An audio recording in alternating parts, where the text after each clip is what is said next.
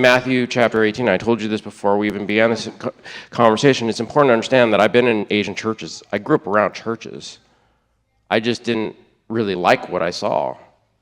But Matthew chapter 18, I've never seen that practiced in an Asian church that I've been a part of. Why? Because in shame-based cultures, you're not supposed to expose sin. So can you just I'll explain. Matthew 18 so everybody knows. So Matthew 18, well, I mean, I'm going to paraphrase it because it's definitely not the technical way to do this, but I want to put it in human language. So what happens, the first part that's really wrong, step one that's wrong, is to go to your brother if you have an offense with them and tell them that you have an offense with them.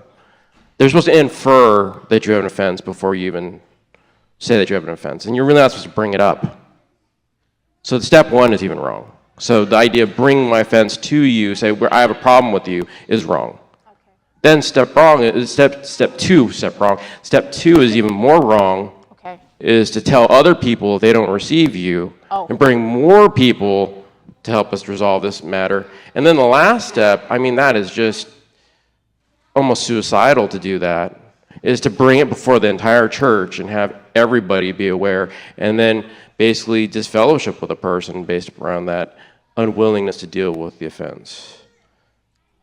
So you had to submit that stinking thinking that came from a culture that I believe come from a nation, something ruling a nation, to inflict that upon a people so that they could never really do what Scripture says. Absolutely. Well, and not just that, because here's where this gets to be unpleasant, yet freedom is there. Is that when I started to do that Scripture, I understood why I struggled with so much resentfulness in my life before that. It actually represented my freedom from a lot of bitterness. Especially, now what is resentment? Resentment is just a general feeling like you and I can't be in the same place at the same time. That's how I heard Pastor Henry describe it, which is bitterness. Yes. Right? So it first starts with an offense. What's unforgiveness? It means you have a record of wrongs. The second part is you just don't really want to be around people that you have an offense with. Yeah. So we feel very uncomfortable together, so we're not going to stay together. Right. But I realized that behind what we weren't practicing as a culture, so to speak, is actually freedom. Because when I could actually sit down with a person and tell them, here's the problem I am having with you, and are you having this problem with me? Because it's usually a run-in we would have. Then I would feel a release at my spirit.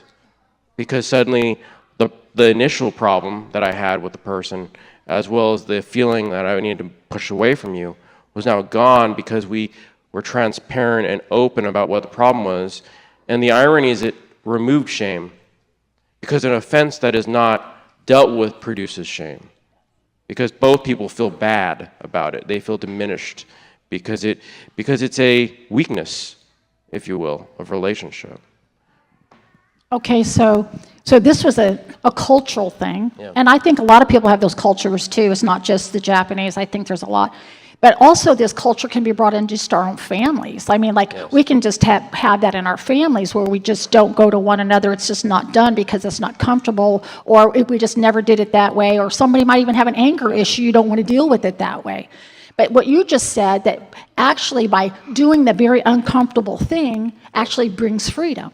It does. Well, I mean, I'll tell you that there's an idiom of speech that I've heard in American culture. I'd never heard this in an Asian background. And it's interesting because it was related to what I was going to present, but I don't know how to present it. I could talk about it openly. I've never heard the phrase, I forgive, but I don't forget, outside of American culture. I never heard that. I mean, that didn't make any sense to me.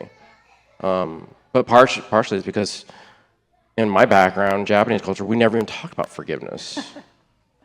So forgetting, what about that? It's like you just walk on? Yeah, I don't even know what it looks like. Well, because just fellowshipping is very common. I see.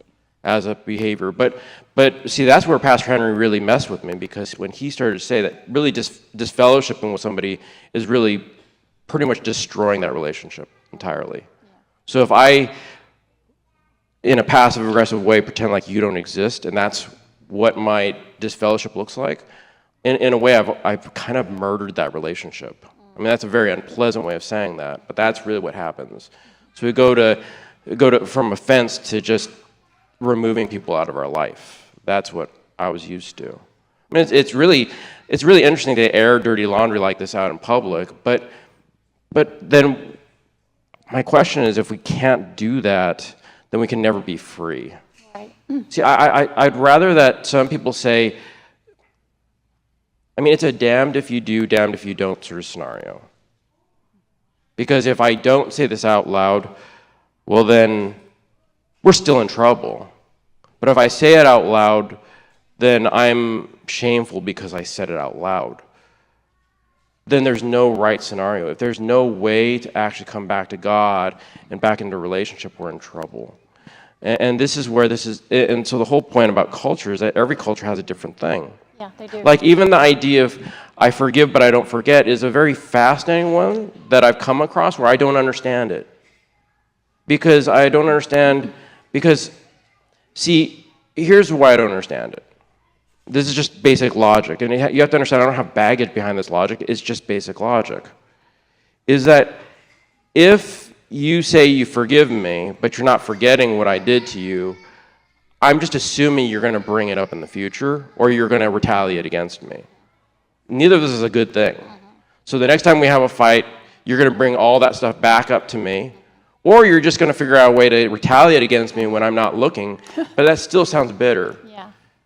And so the idea of like really letting it go, but I think that part of the conundrum around that is I take seriously other scriptures that maybe are not taken so seriously in this culture. That's a good In American culture, like one of the scriptures I take very seriously, which here's a positive I think of my generation, is we value family, and that family is supposed to be a protective mechanism. Well, when it says, "Avenge not yourselves, but give place unto wrath for like God to protect you," well, I understand that culturally.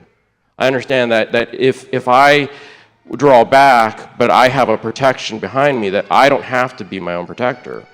But I don't get the sense that that is necessarily something that people believe. I just think that's really interesting because, I never considered that there's different scriptures that might stick out to different people groups for different reasons. That's the beauty of having all of us to bring forth something that we're just blasé about, that we didn't see. Because I didn't ever see that correlation, quite frankly, what you just said, because of where you came from, you saw family from a different perspective. Yes, well, in the protection mechanism yes, of family. Exactly. Mm-hmm. Because that could be a double-edged sword. Yes. Because it could be what harms you is what helps you in other circumstances. But the reason I don't have to retaliate, nor do I have to remember offenses done against me, is because I trust that God is the arbiter. That even if I don't get my revenge and see my revenge, he'll deal with the scenario yes. the way he sees best that it be addressed.